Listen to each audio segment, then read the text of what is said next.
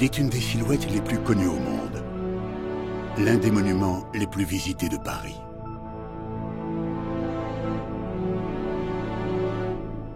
Témoin immuable de l'histoire, l'Arc de Triomphe, voulu par Napoléon, a de quoi fasciner. Napoléon voulait que Paris soit une ville glorieuse, la plus belle ville que le monde puisse imaginer.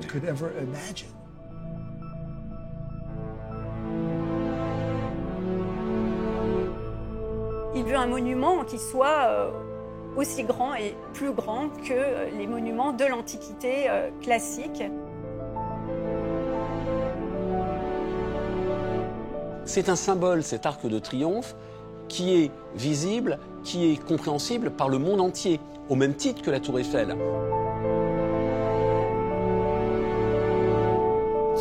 C'est un monument pour Napoléon, c'est un monument contre Napoléon, c'est un monument pour les héros, c'est aussi un monument de révolte. Quel type de triomphe, s'il garde ce nom, il pourra célébrer ou devenir le symbole?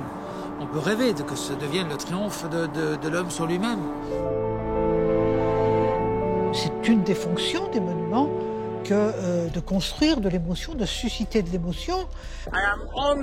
Je me trouve actuellement sur l'Arc de Triomphe, avec vue sur la Tour Eiffel, et juste derrière moi, regardez ce qu'il y a derrière moi, les Champs-Élysées.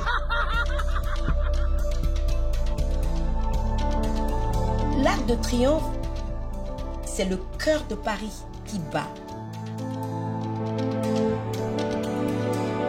Ce monument suscite les passions. Il attire autant qu'il révulse. Qui peut imaginer qu'à ses pieds se sont écrits les plus grands moments de l'histoire française, européenne et mondiale? Et si c'était là la clé pour comprendre l'incroyable destin de l'Arc de Triomphe?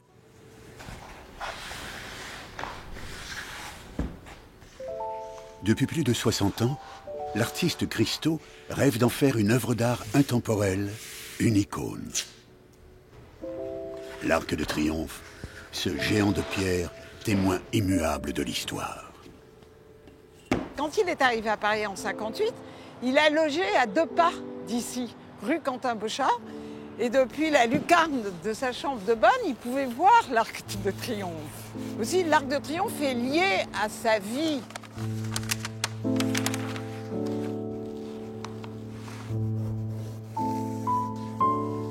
Christo avait toujours l'habitude de dire que, en cachant, on révèle en même temps.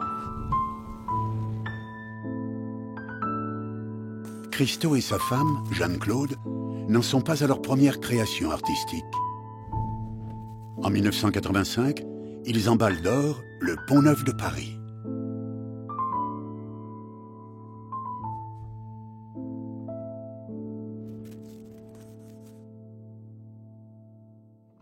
Dix ans plus tard, c'est au tour du Parlement de l'Allemagne réunifié, le Reichstag, d'être recouvert par les artistes.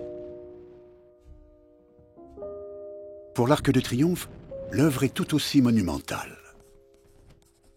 Mais le 31 mai 2020, le monde apprend la mort de Christo. L'artiste décède avant de voir disparaître l'Arc de Triomphe sous ses 25 000 mètres carrés de tissu bleu argenté. Pourtant, rien ne saurait empêcher le plus vieux rêve de Christo de devenir réalité. Christo lui-même n'avait pas réalisé à quel point l'arc était grand, à quel point il était imposant avant de commencer à travailler sur ce projet. Il faut savoir que l'arc est environ 12 mètres plus grand que les tours du Reichstag empaquetées. Il fait 50 mètres de hauteur. C'est un bâtiment particulièrement massif. Et l'autre aspect qu'il a fallu prendre en compte, c'est ce vent qui souffle, comme on peut l'entendre ici. Puisque l'arc se trouve au sommet d'une colline, avec toutes ces avenues qui convergent vers lui, le vent se rue dans sa direction. Techniquement, ça a été un challenge pour nous, qui devons tout construire et faire en sorte que l'ensemble puisse résister face à un vent puissant. To sustain these winds and to be safe in the winds and that are very strong.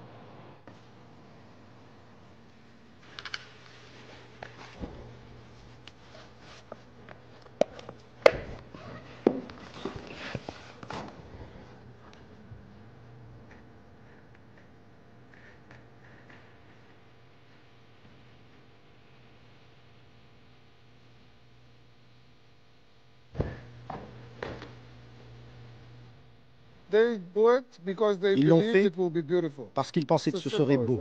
C'est aussi simple que ça.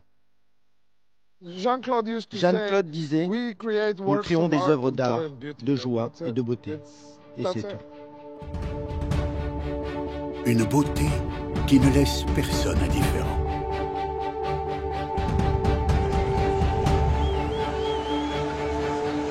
Chaque année, depuis 1975, l'Arc de Triomphe se retrouve sur les écrans du monde entier, régnant sur la dernière étape du Tour de France. Celle que tous les sprinteurs rêvent un jour de remporter. Celle que le champion allemand Marcel Kittel eut le bonheur de gagner par 3 fois.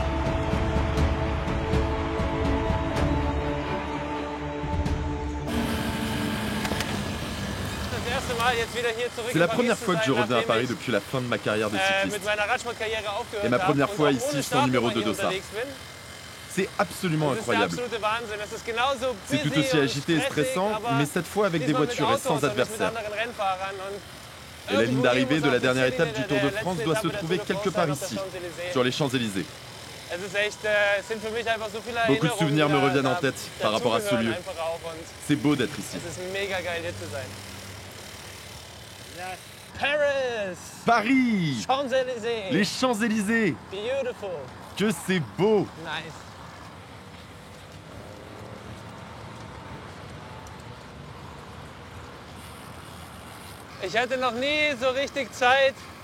Je n'ai jamais eu le temps de regarder l'Arc de Triomphe, comme maintenant.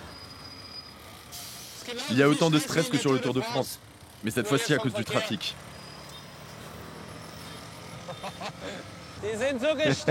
Ils sont tarés, ces Français. Complètement fou. Complètement fou.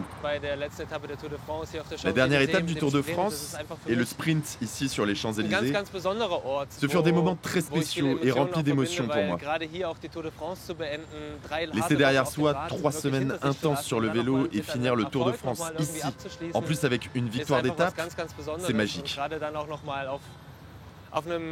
En plus, sur le rond-point de l'Étoile ou les Champs-Élysées, des lieux remplis d'histoire mais aussi de tradition, comme celle du Tour de France, dont la dernière étape se fait ici depuis 1975. C'est un monument militaire qui pour la France représente les grands moments de l'histoire, de fêtes, mais aussi les victimes des guerres, comme celle de la Première Guerre mondiale ou toutes les autres guerres.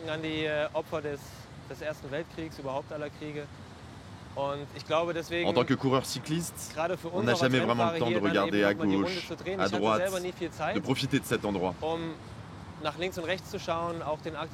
Mais on en ressent l'aura et on se rend compte que rouler sur les champs, puis autour de l'Arc de Triomphe, c'est très spécial.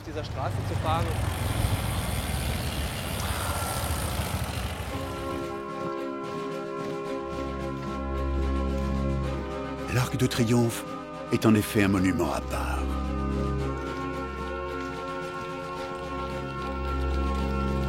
Tous les 14 juillet, la France y fait défiler son armée, démontrant aux yeux de tous sa force et sa puissance.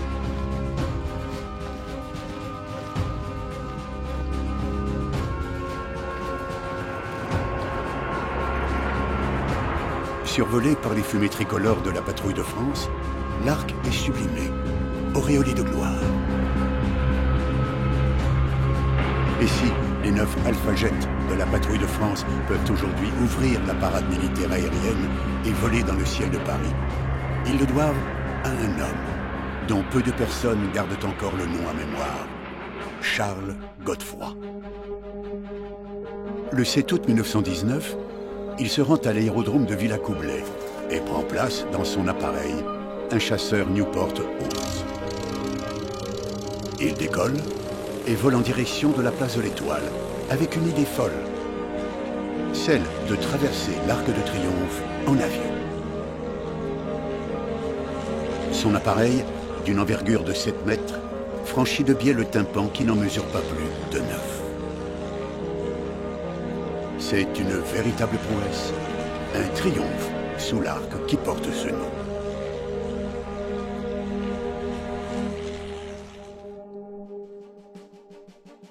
Monument couronné d'honneur, Qui pourrait aujourd'hui soupçonner les prémices de son extraordinaire destin? L'histoire de l'Arc de Triomphe débute en effet dans un champ, sur un plateau de l'actuelle République tchèque, où se déroula une bataille majeure, de celles qui marquent les changements d'air. À l'aube du XIXe siècle, Napoléon règne sans partage sur un empire allant de la Belgique à l'Italie. Son ambition est sans limite. Il veut désormais conquérir l'Angleterre. Il réunit alors sa grande armée. 3 ans de préparation, près de 200 000 hommes. Du jamais vu. Le 2 août 1805, à Austerlitz, après 9 heures de combat, il défait les vieilles monarchies européennes. Une victoire éclatante que seul l'Arc de Triomphe était alors à même d'immortaliser.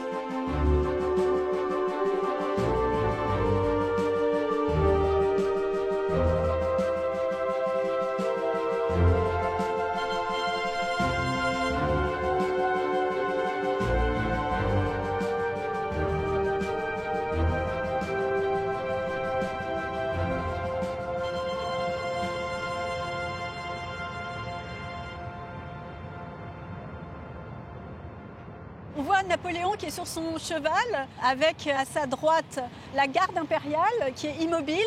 On voit les grognards de Napoléon avec leur coiffe très reconnaissable. Et puis à gauche, on a l'infanterie qui est en train de fondre sur l'ennemi, les Autrichiens et les Russes. La cavalerie est en train de tomber dans des marécages. C'est une des batailles les plus célèbres qui est encore enseignée dans les écoles militaires de nos jours, pour sa tactique incroyable et le rôle de stratège de Napoléon.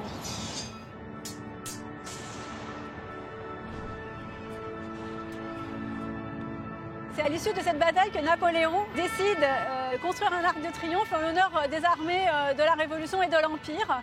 Il dit même à ses soldats à l'issue de la bataille, « Vous rentrerez dans vos foyers sous des arcs de triomphe ». Donc l'arc de triomphe ne va pas simplement commémorer Napoléon, mais tous les soldats et la grande armée en particulier. L'Empire romain fascine Napoléon. Il veut faire de Paris la nouvelle Rome. Pour son arc, il s'inspire des arcs antiques, et en particulier de l'arc de Titus, érigé au cœur du Forum romain au 1er siècle de notre ère. Napoléon n'est pas le seul.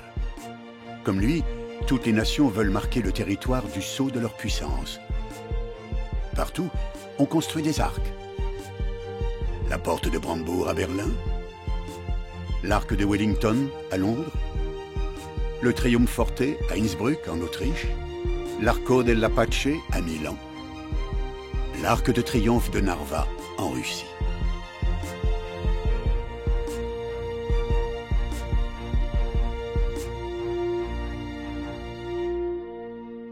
Les Romains ont inventé l'Arc de Triomphe, le type architectural de l'Arc de Triomphe. C'est d'abord un monument de piété à Jupiter, qui a présidé au combat et à la guerre. Et lorsque le général victorieux revient avec ses troupes des combats, on lui érige un arc de triomphe. Et cet arc de triomphe est véritablement érigé pour Jupiter en rendant hommage, en remerciant le dieu du Capitole d'avoir favorisé la victoire. Alors, les troupes victorieuses avec le général passaient sur l'Arc de Triomphe et c'était, par ce geste sacré, une façon de purifier les troupes de la fureur guerrière et donc de les faire revenir à la normalité de la vie et à la paix. Avec ses 50 mètres de haut, ses 44 mètres de large et ses 20 mètres de profondeur, l'Arc de Triomphe de Paris reste le plus grand arc post-romain jamais construit en Europe. Et Napoléon n'a pas choisi la date de naissance de son arc au hasard. C'est le 15 août 1806, le jour de ses 37 ans, que les ouvriers déposent la première pierre de l'Arc de Triomphe à plus de 8 mètres sous terre. Une profondeur exceptionnelle pour asseoir les bases d'un projet à la hauteur de la démesure du rêve de l'empereur. La pierre de Château-Landon ressemblait à du marbre. Et tout le monde disait qu'il fallait avoir cette pierre blanche et brillante, qui est à la fois jolie et solide. Chalgrin voulait l'utiliser et Napoléon a accepté. C'est alors qu'ils ont commencé à avoir des problèmes de livraison. Je pense que le problème était que la rivière, le Loing, était trop peu profonde pour transporter ces grosses charges. En effet, les carrières de pierre blanche de la région parisienne ne peuvent suivre la cadence. Le chantier est égal à l'ambition de Napoléon. Titanesque. Les difficultés s'accumulent et les ouvriers, harassés et mal payés, se mettent en grève. Et alors que Napoléon commence à enchaîner les défaites, coup de tonnerre. Les deux architectes de l'Arc, dont le principal Chalgrin, meurent en 1811, à une semaine d'intervalle.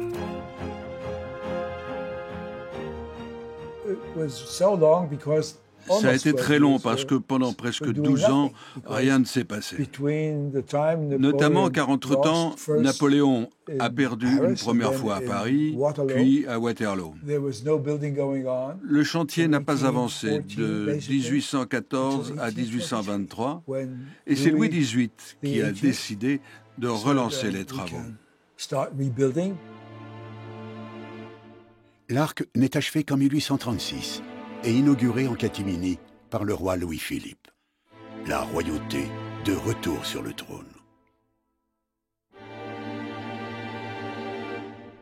Napoléon, mort en 1821 à Sainte-Hélène, ne l'aura jamais vu de son vivant. C'est seulement lors de la cérémonie du retour de ses cendres, le 15 décembre 1840, par un froid mordant, que Napoléon traversera enfin l'Arc qu'il a tant voulu. Mais il faudra attendre le 22 mai 1885, le jour de la mort de Victor Hugo, pour que l'Arc de Triomphe fasse enfin son entrée dans l'histoire. Une foule compacte se réunit, émue et silencieuse. Plus de 2 millions de personnes sont là pour faire leurs adieux au grand écrivain. Tous veulent accompagner l'auteur des Misérables vers sa dernière demeure. Le moment est exceptionnel. Historique. C'est le plus grand rassemblement spontané que la France ait connu. Son corps est exposé toute la nuit sous l'Arc de Triomphe, voilé de crêpe noire pour l'occasion. Certains lieux possèdent plus que d'autres le privilège de porter le témoignage de l'histoire. La butte de l'Étoile en fait partie. Dès l'Ancien Régime, on veut ériger un monument sur cet endroit d'exception, dont un des plus inattendus.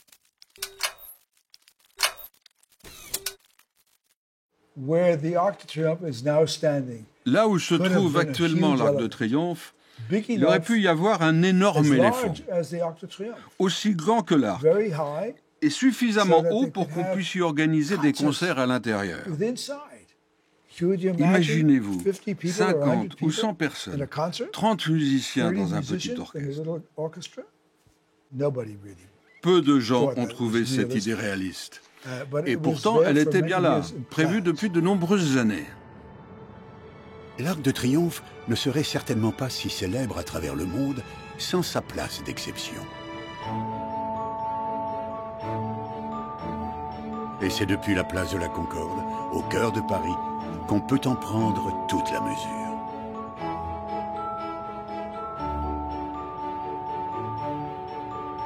L'Arc de Triomphe vient créer ce point focal. Sa grande hauteur, 50 mètres, en fait, quelque part, trompe la perspective, trompe notre regard, puisque en avançant, en zoom, on a l'impression, on ne sait plus trop s'il est près ou loin, et ça participe à la magie de cet espace. Il vient marquer une pierre importante dans ce dispositif que sont les Champs-Élysées, qui ont démarré en 1670, au moment où Louis XIV a pris cette décision de faire tomber les murailles qui entouraient Paris à l'époque, pour ouvrir la ville sur la campagne. En 1667, c'est ce même Louis XIV qui ordonne le tracé d'une voie reliant Saint-Germain-en-Laye au Palais Royal du Louvre et au Jardin des Tuileries. Le tracé des Champs-Élysées déterminé, Paris ne cessera de s'étendre, annexant au fur et à mesure des années ses communes limitrophes. En 1869, les dernières barrières visibles de Paris tombent. Initialement conçue comme la plus majestueuse des portes d'entrée dans Paris, l'Arc de Triomphe en devient alors l'un des carrefours majeurs. À la fin du 19e, avant l'arrivée de la voiture, ce sont des calèches, des chevaux, des piétons, puisque c'était une avenue extrêmement fréquentée par les Parisiens. On venait se promener le long des Champs-Élysées et on avait même jusqu'à assez tard des pavés en bois. Les premiers pavés à Paris étaient des pavés en bois, donc on imagine même l'univers sonore qui était beaucoup plus celui du trottement des chevaux sur ces pavés en bois et pas de voiture.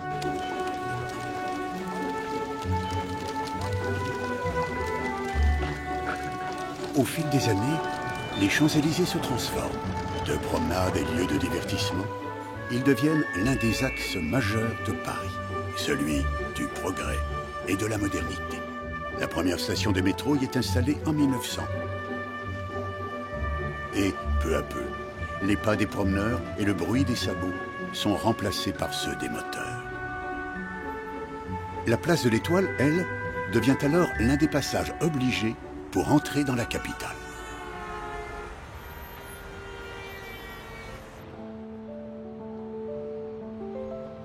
Mais pour comprendre la place centrale qu'occupe l'Arc de Triomphe, il faut avoir le privilège d'accéder à un endroit que peu ont foulé du pied.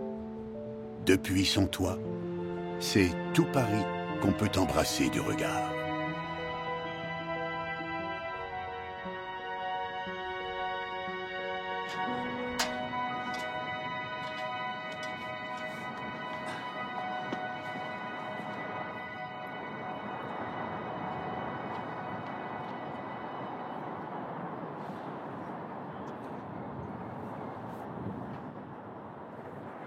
Là, on comprend que ça s'appelle la place de l'Étoile.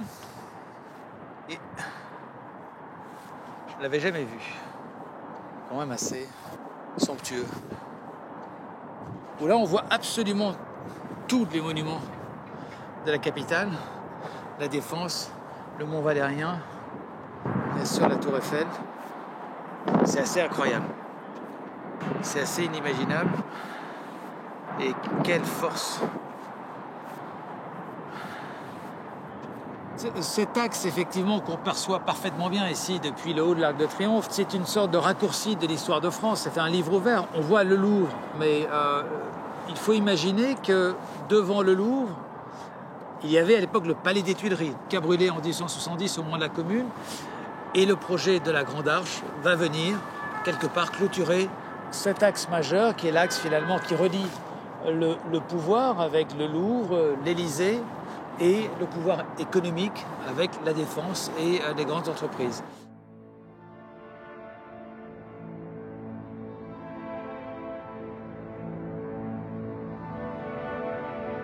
Une perspective unique au monde, à la puissance symbolique inégalée, couronnée par la majesté de l'Arc de Triomphe. Un symbole d'une force telle qu'aux heures les plus sombres des guerres, c'est lui, le temple de la patrie, qu'il fallait ravir pour défaire la France. En 1870, l'armée prusse envahit Paris avec un objectif, ravir son cœur. Ils entrent dans la capitale et se dirigent tout droit vers l'Arc de Triomphe. Mais les Parisiens en bloquent l'accès. Quand les troupes ennemies lèvent enfin le siège, on met le feu à de la paille et du fumier sous la Grande Arche, l'honneur des vaincus. Et sauf.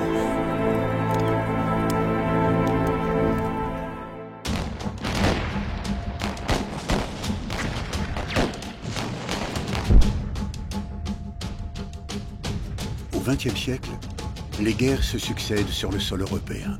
Celle de 14-18 est à l'époque la plus meurtrière et la plus violente que le monde ait connue. Plus de 20 millions de morts.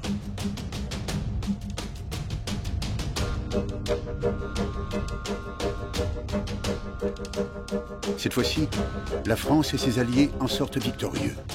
Paris retrouve sa vie d'antan. L'armistice du 11 novembre 1918 donne lieu à des rassemblements jamais vus.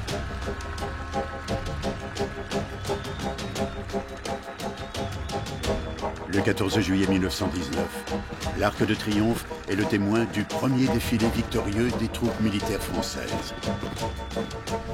L'émotion est intense. L'événement hors norme. Le père de la victoire, Georges Clemenceau dira « Qui a vu ce jour a vécu ».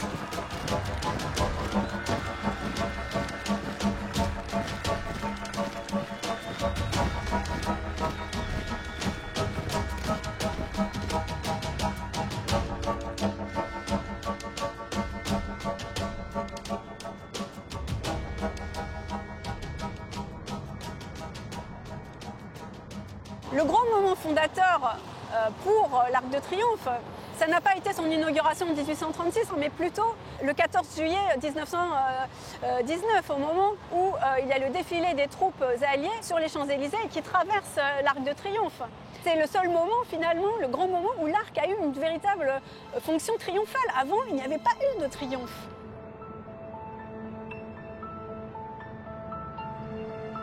L'Arc de Triomphe recelait en lui un potentiel qui s'est exprimé finalement au XXe siècle, plus qu'au XIXe siècle. Justement, pourquoi? Parce que c'est un monument guerrier et que les guerres ne se sont pas arrêtées avec Napoléon. L'homme a réussi à faire d'autres guerres encore plus destructrices. Et l'Arc de Triomphe était là, si on peut dire, prêt à servir pour commémorer ces autres guerres. Avec 1,4 million de morts, la France a payé un lourd tribut pour cette victoire. Les 15 000 gueules cassées et les soldats mutilés sont là pour rappeler toute l'horreur que fut cette guerre. L'Arc de Triomphe, qui jusque-là célébrait les guerres et la victoire, doit devenir le territoire de la paix retrouvée, celui de tous les hommes morts pour la patrie, la tombe du soldat inconnu. Le 28 janvier 1921, le soldat inconnu est inhumé sous l'arche principale face aux Champs-Élysées. Un soldat sans visage, combattant anonyme et héros parmi d'autres, dans la masse des sacrifiés.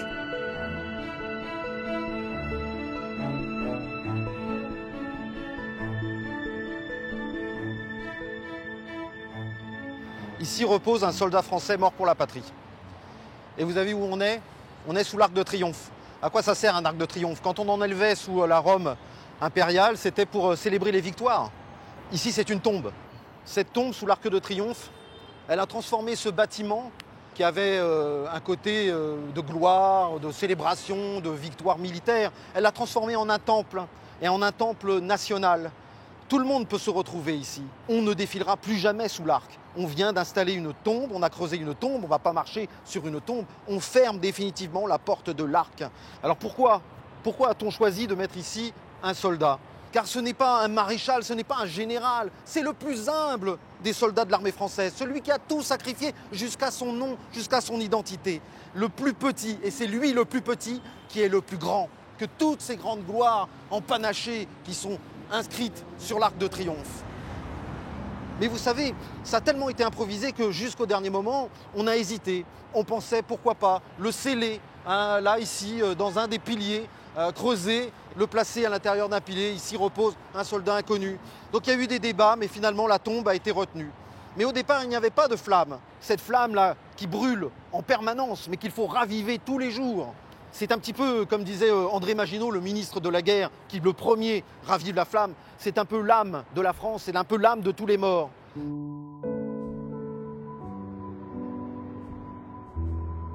L'Arc de Triomphe a désormais une âme. De symbole guerrier, il devient celui de la paix.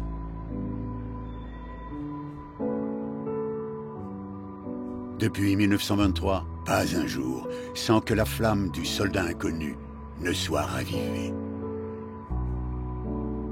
Plus que jamais, l'arc est vivant.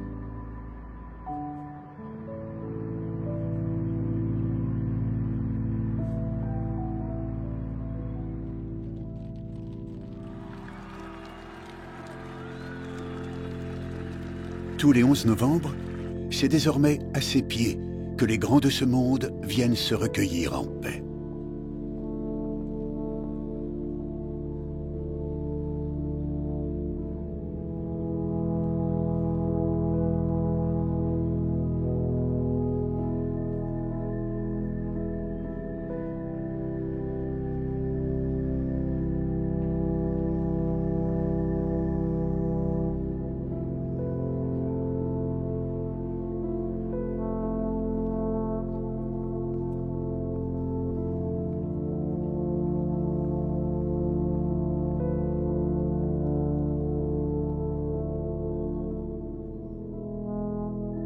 Le 11 novembre 2018 marque le centenaire de l'armistice de la Grande Guerre.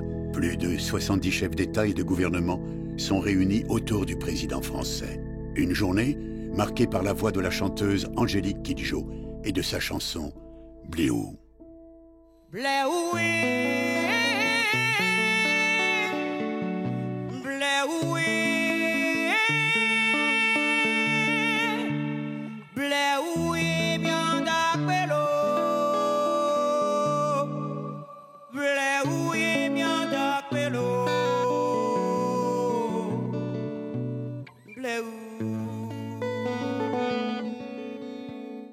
c'est une chanson qu'on chante dans plusieurs circonstances.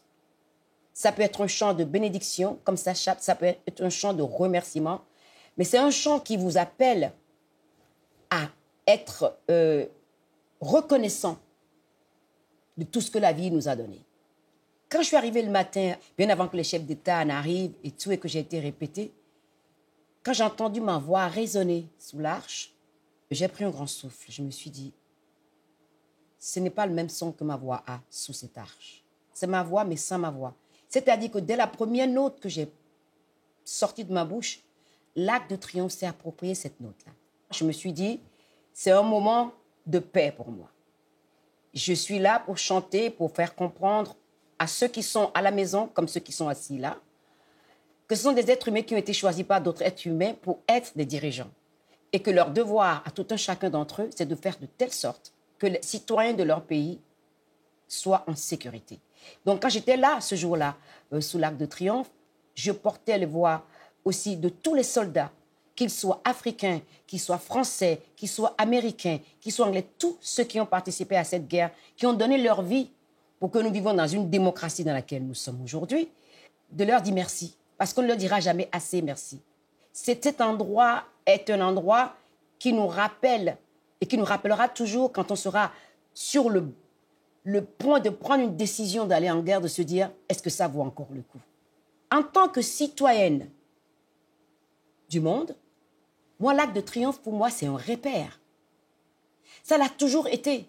C'est le phare dans la nuit qui nous guide, où on se rappelle les pertes de vie humaines. Et c'est pour ça que cet endroit est aussi magnétique. Je me dis, ceux qui ont la haine, ils n'ont qu'à venir sous l'Arc de Triomphe. Restez silencieux un peu pour écouter les voix de ceux qui sont partis. Parce que la haine, c'est facile. L'Arc de Triomphe, je dirais, c'est le cœur de Paris qui bat. Et ça n'a pas de couleur, ça n'a pas de nationalité, ça n'a pas de langue. Ça appartient à tout le monde. En conflit, comme en période de paix, l'Arc de Triomphe est là.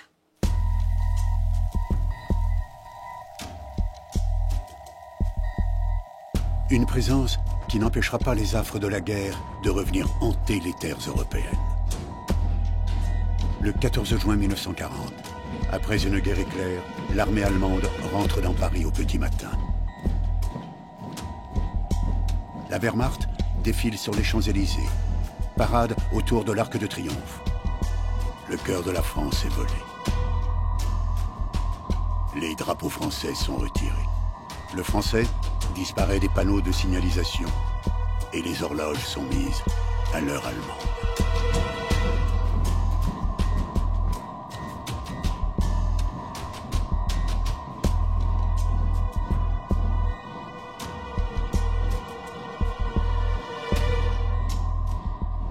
Les Allemands donc défilent le 14 juin 1940 sur les Champs-Élysées avec en arrière-fond l'Arc de Triomphe. Pourquoi ? Parce que l'Arc de Triomphe, c'est le symbole de la gloire militaire française. Donc le fait de défiler sur les Champs-Élysées, la plus belle avenue du monde, avec en arrière-plan l'Arc de Triomphe, c'est une image très forte qui montre à la fois la rapidité, la brutalité et l'intégralité de la victoire allemande. C'est un symbole, cet Arc de Triomphe, qui est visible, qui est compréhensible par le monde entier, au même titre que la Tour Eiffel. Quel lieu aurait pu le mieux marquer, au fond, ce triomphe écrasant de la Wehrmacht? En quelques 6 semaines, ce qui était considéré comme la première armée du monde avait en effet été défaite. Donc la place de la Nation, la place de la Bastille, ça ne dit rien à l'étranger. L'Arc de Triomphe est unanimement, universellement connu. les Champs-Élysées également, et on comprend que les Allemands ne se soient pas privés de cette image de propagande. Blessés au cœur, les étudiants de la France occupée réagissent. Le 11 novembre 1940, un tract circule les exhortant à se rendre sous l'Arc de Triomphe pour honorer le soldat inconnu. Et cela, malgré l'interdiction par l'occupant allemand. À partir de 16h, vous avez des groupes de lycéens, d'étudiants qui convergent vers l'Arc de Triomphe. Ces jeunes Français n'auraient pas pu aller à la Tour Eiffel, n'auraient pas pu aller à Place de la Nation, Place de la Bastille. Le lieu véritablement historique qui symbolise de manière la plus vive le patriotisme français, c'est l'Arc de Triomphe. Et c'est pour cette raison même que les lycéens et les étudiants y convergent. Vous avez donc des dizaines, peut-être des centaines de bouquets qui vont être déposés sur la tombe du soldat inconnu. Bien entendu, pour les Allemands qui sont habitués au maintien de l'ordre, qui veulent imposer leur joug, imposer leur loi, il est intolérable, il est inadmissible que des manifestants se trimballent comme ça dans Paris. Donc, ils vont réprimer la manifestation. Vous allez avoir des manifestants qui sont arrêtés. Alors, combien, là, les bilans divergent. On peut dire qu'en gros, vous avez 3000 manifestants et qu'en gros, vous avez de 100 à 200 arrestations. Cette manifestation sonne comme un coup de tonnerre pour l'occupant. C'est le premier acte spectaculaire de résistance en France.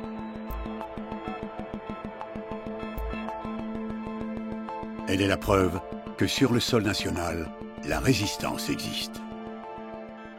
On a toujours l'impression qu'un pouvoir autoritaire, et dans le cas du nazisme totalitaire, impose une loi extrêmement brutale.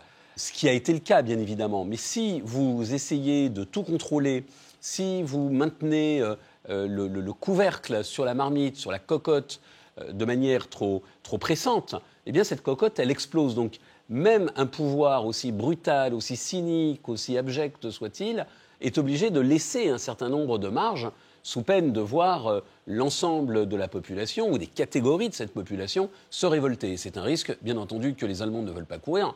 Entre laisser quelques anciens combattants ranimer la flamme et l'interdire, ce qui provoquerait éventuellement de la rancœur, de l'aigreur, peut-être des protestations de Vichy, les Allemands ont choisi.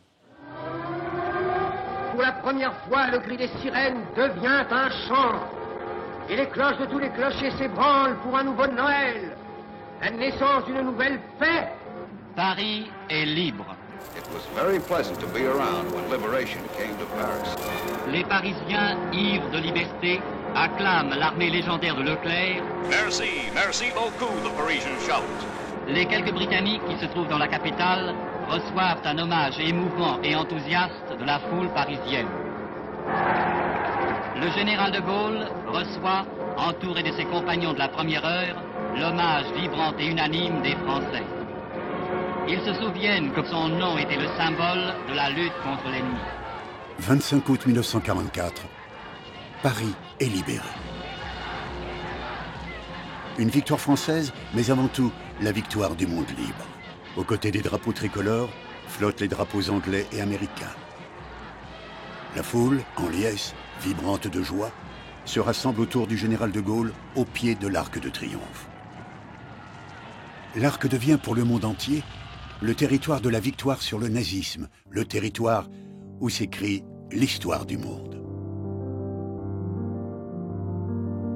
Pourtant, rares sont ceux qui connaissent l'histoire gravée sur ces murs. Pour la comprendre, il faut s'en approcher, l'observer de près, presque le frôler. L'Arc de Triomphe est un arc parlant, façonné par les péripéties de la grande histoire à laquelle il s'est trouvé mêlé. Y sont inscrits pour toujours les noms des 660 généraux et ceux des 158 batailles remportées par la France à l'époque napoléonienne, et le souvenir des guerres plus récentes, la guerre de Corée en 1950 ou celle de l'indépendance de l'Indochine et de l'Algérie.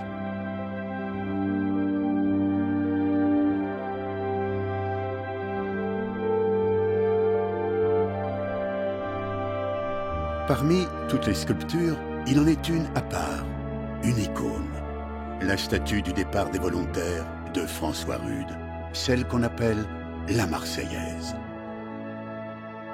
On a d'abord le groupe central du vieux Gaulois qui brandit son casque et qui entraîne à sa suite le jeune homme prêt au sacrifice. Vous voyez, il est nu, il va au sacrifice.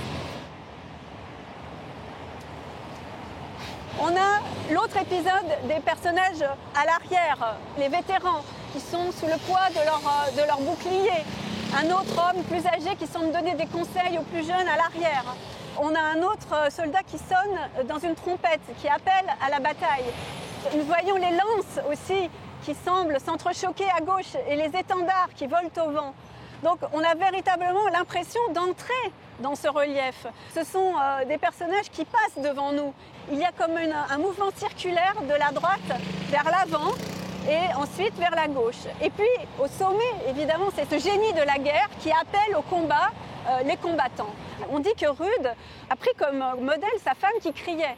Donc c'est vraiment en ça qu'il va aller vers plus de réalisme. Dès l'inauguration, on a trouvé ce monument et ce relief incroyable. Les gens ont été même un peu choqués de le voir parce qu'on n'avait jamais vu une expression aussi dramatique sur le visage. Ses jambes écartées, ses bras écartés, cette exagération de l'expression, c'était nouveau.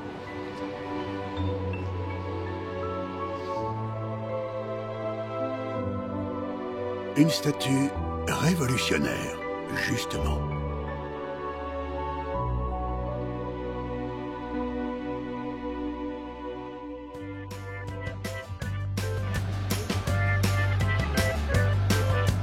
Voulu par un empereur, construit par un roi, c'est finalement par la République que l'Arc de Triomphe sera consacré. Il devient au XXe siècle un moyen d'afficher sa contestation.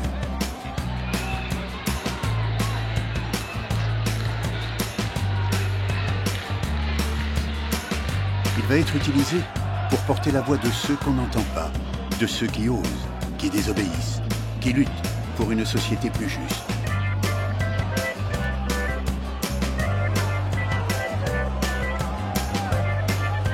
Il est le symbole de la nation. Le peuple se l'approprie et veut lui donner un nouveau sens.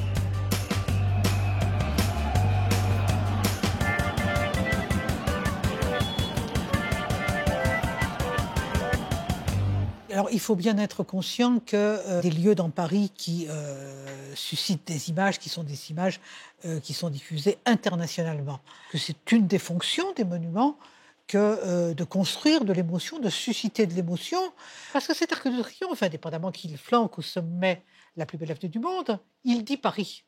Il dit Paris, or les images que l'on construit dans cette circonstance, comme en d'autres, sont des images qui doivent être perçues, comprises, appréhendées par tout un monde pour qui la Tour Eiffel, d'une part, et l'Arc de Triomphe disent immédiatement Paris, à l'autre bout du monde. Et il participe de la construction d'un espace qu'on redessine, qu'on retransforme et dont les usages se modifient.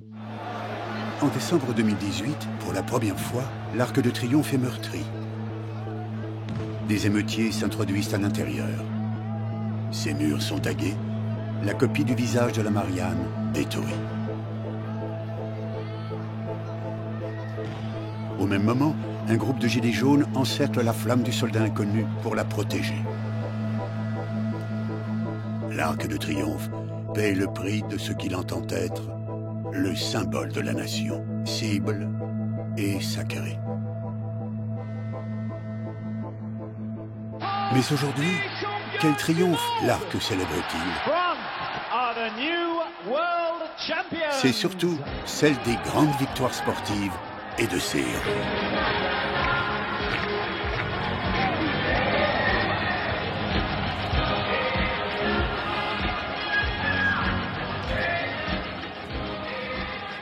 Quand je regarde là comme ça, j'imagine qu'à l'époque, les chants, l'Arc de Triomphe, c'était full, c'était plein d'énergie, plein de joie.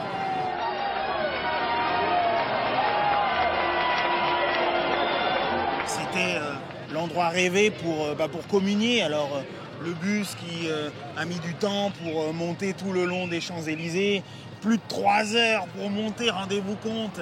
Et c'est là où on a pu échanger avec le public, les remercier finalement parce qu'ils nous ont soutenus tout le long de cette compétition. Et les chants avec le bouquet final, le feu d'artifice, l'Arc de Triomphe. C'était vraiment un moment particulier. Le 1, le 2, le 3, 0.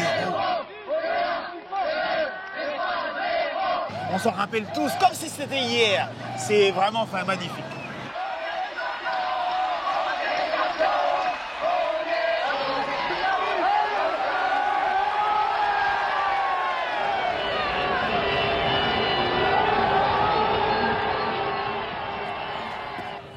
Here we are. Laissez-moi découvrir ça. Laissez-moi découvrir ça. Les Champs-Élysées, vue de l'Arc de Triomphe. 22 ans ont passé et c'est encore chargé d'émotions. On s'imagine la foule qui remplit les Champs-Élysées et les yeux tournés vers l'Arc de Triomphe parce que finalement c'est là que ça se passe. L'énergie, elle est là. C'est vrai que c'est fantastique, c'est le mot qu'il faut, c'est le qualificatif qu'il faut prendre. Je ne savais pas que ça allait être aussi beau et aussi intense d'y retourner, de me positionner sur l'Arc de Triomphe et de pouvoir imaginer à nouveau ces Champs-Élysées pleins avec notre bus qui monte. Je pourrais en avoir les larmes aux yeux parce que j'avais 30 ans à cette époque, j'étais jeune, solide, on avait cette Coupe du Monde dans la main. C'était beau, c'était unique, il fallait le vivre. L'association des éléments fait que les Champs-Élysées, trophée, communion du public, Arc de Triomphe en bout de course, ça rendait le moment magique. Tout à la fois témoin et acteur des grands événements de l'histoire, l'Arc de Triomphe porte en lui les émotions de toute une nation. Au cœur d'une ville qui évolue, les combats d'hier font place à des luttes plus globales, celles d'une ville plus apaisée et calme. Paris se rêve en ville plus verte, veut se réenchanter, devenir une ville modèle pour le futur, où l'Arc de Triomphe, surplombant l'avenue la plus polluée de France, veut continuer à jouer un rôle majeur. Je ne sais pas si avec une expérience de jeune conducteur d'essayer de faire le tour de l'Étoile, c'est une épreuve initiatique dont on se souvient pendant longtemps. On a 65 000 véhicules sur les Champs-Élysées eux-mêmes, plus tout ce qui vient de la Grande Armée et donc de toutes les avenues radiantes. Donc c'est devenu le plus grand rond-point de France. Finalement, avec tout ce trafic autour, on ne le voit plus, on ne le remarque plus, à part les touristes qui viennent risquer leur vie chaque jour pour se prendre en selfie devant. C'est un vrai capharnaüm de matériaux, de traitements urbains très différents qui, au fil des ans, se sont dégradés. Donc, qu'est-ce qu'on peut imaginer? Naturellement, réduire la taille du trafic sur les Champs-Élysées et donc aussi sur la place de l'Étoile, de végétaliser un peu mieux cette partie-ci et peut-être d'avoir même des formes de butées qui permettraient aux passants, aux touristes de pouvoir s'isoler un petit peu du trafic, prendre un point de vue un petit peu plus aérien et pourrait avoir à chacune des 4 angles ou 5 angles un kiosque pour pouvoir prendre un verre, pour pouvoir s'asseoir, se reposer et le tout dans un écrin de verdure et de silence qui permettait de contempler et d'aller visiter l'Arc de Triomphe. Peut-être que si on arrivait à faire cette grande mutation, cette transition écologique et transformation, réenchantement des Champs-Élysées, de l'axe majeur et donc de l'Arc de Triomphe, ce serait l'occasion de lui donner une nouvelle signification symbolique, celle peut-être d'une réinvention d'une ville plus naturelle, plus équilibrée, plus écologique, et que cette ceinture de verdure qu'on pourrait poser au pied de l'Arc de Triomphe en ferait demain peut-être ce symbole d'une transition écologique et d'une ville plus durable et plus désirable pour les générations futures. Au pied de l'Arc de Triomphe, ce sont d'autres histoires qui s'écrivent aujourd'hui, qui suivent celle de la société française, loin des guerres et des triomphes impériaux. L'Arc de Triomphe est un joyau de pierre, monument des passions qui continue à exercer son pouvoir d'attraction sur la France et sur le monde entier.